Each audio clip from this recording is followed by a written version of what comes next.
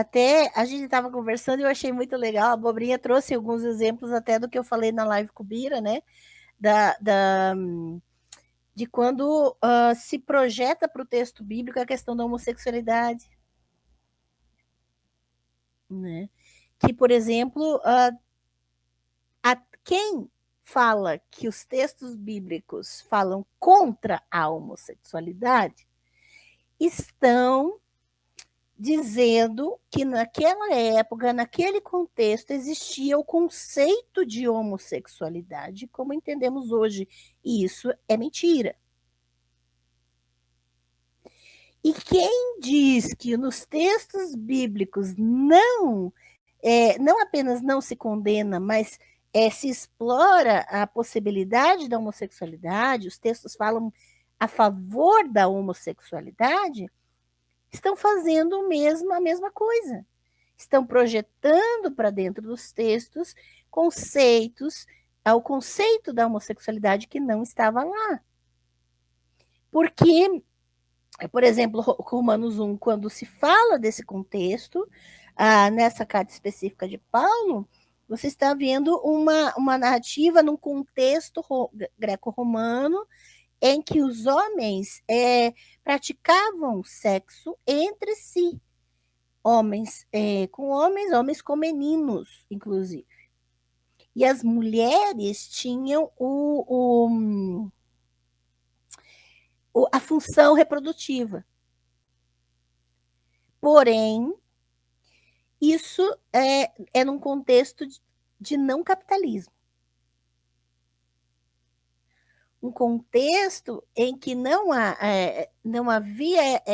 era um contexto completamente distinto do nosso hoje, em que essas relações que estão sendo deflagradas são a partir de um contexto capitalista e de hierarquização em cima do trabalho, em cima das questões de trabalho e reprodução da mulher. E é uma violência de duas mãos, né? Porque você tem a violência que você está usando esse texto para justificar no hoje, e que é uma homofobia e tudo. E você tem a violência epistêmica, que o pessoal que vai lá enfiar sei lá, um chá não sei aonde, para força do útero da deusa mãe, não sei. Reproduz também uma violência epistêmica.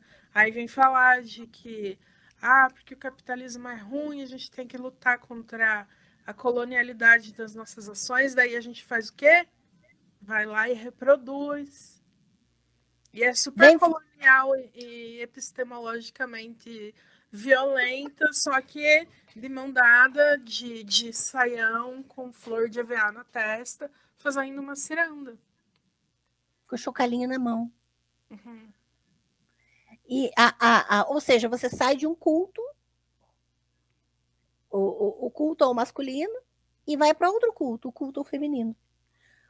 Ou seja, é o pessoal do sagrado feminino que acha que eu estou adorando a Xerá quando falo de Xerá. Ou até já teve homem aqui no canal comentando como se eu estivesse inaugurando um culto, me chamando de herege, de idólatra, porque eu estava adorando uma deusa.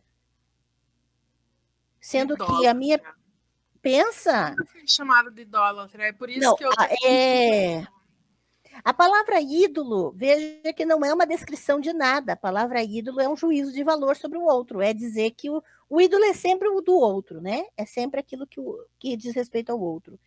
E aí você vai verificar que quando eu falo, por exemplo, de uma deusa Xerá, tem os dois lados se comprometem, porque a metodologia é a mesma. O comportamento é o mesmo.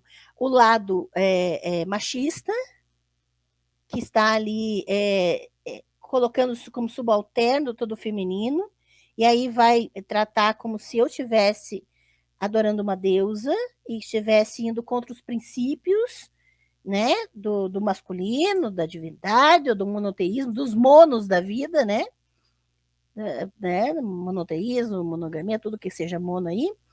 E aí o que acontece?